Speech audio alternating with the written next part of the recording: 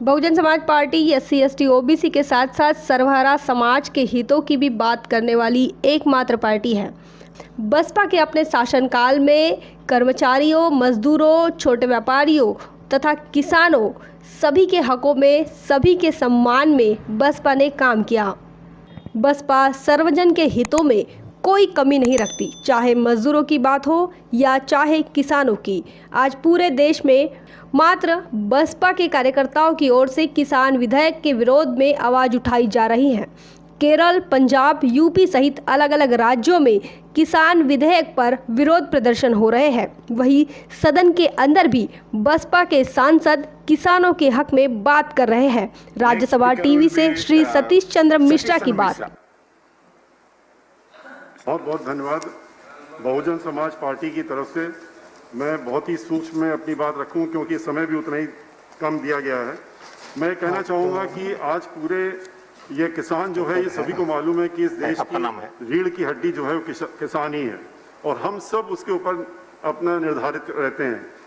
आज एजिटेशन, अगर आप ये बिल लाए हैं, ऐतिहासिक बिल आप कहते हैं लेके आए, आप ये बिल लाए हैं, इसमें एजिटेशन अगर किसानों के बीच में हो रहा है तो क्यों हो रहा है? सिर्फ एक बात को लेकर हो रहा है कि ऐसा तो नहीं कि उनका मिनिमम सपोर्ट प्राइस जो उनको मिलता है वो मिलना बंद हो जाएगा। माननीय मंत्री जी ने ये बात कही, माननीय प्रधानमंत्री जी ने भी बात कही है, और अभी उनकी तरफ से जो भूपेंद्र यादव जी थे उन्होंने भी कहा कि ये मिनिमम सपोर्ट प्राइस ख़त्म नहीं होगा। लेकिन अगर ये मिनिमम सपोर्ट प्राइस आप कह रहे ख़त्म नहीं होगा, तो इसका आश्वासन आपने दिया है, इसको अगर रूल्स में या एक्ट्स में ले आए होते तो शायद आज ये चर्चा दूसरी तरह से हो रही होती। मेरा ये आपसे कहना है कि इस पे किस तरह से ये आप यकीन दिलाएं किसानों को कि ये मिनिमम सपोर्ट प्राइस, जो अगर कॉन्ट्रैक्ट फार्मिंग भी होगी या अगर वो ट्रेडर्स के थ्रू फार्मिंग होगी, तो उतना मिनिमम प्राइस जो आप हर साल डिक्लेयर करेंगे, उसके बाद डिक्लेयर करेंगे, वो उनको अवश्य मिलेगा, उसके बाद ही वो ऊपर चलेगा। दूसरा, आपसे ये एक बिल से क्लियर नहीं हो रहा है, जो कि मैं चाहूँगा माननीय मंत्री जी इसको थोड़ा सा अपने अगर क्लियर कर देंगे कि फार्मर्स के पास क्या ये चॉइस होगी कि जो अभी प्रक्रिया चल रही है उस प्रक्रिया में वो अपना प्रोड्यूस जो है वो जा करके मंडी समिति अगर स्टेट्स की है वहाँ पर दे सकते हैं, और वहाँ पर अगर स्टेट गवर्नमेंट ने मिनिमम प्राइस फिक्स किया उसके अपना बेच सकते हैं।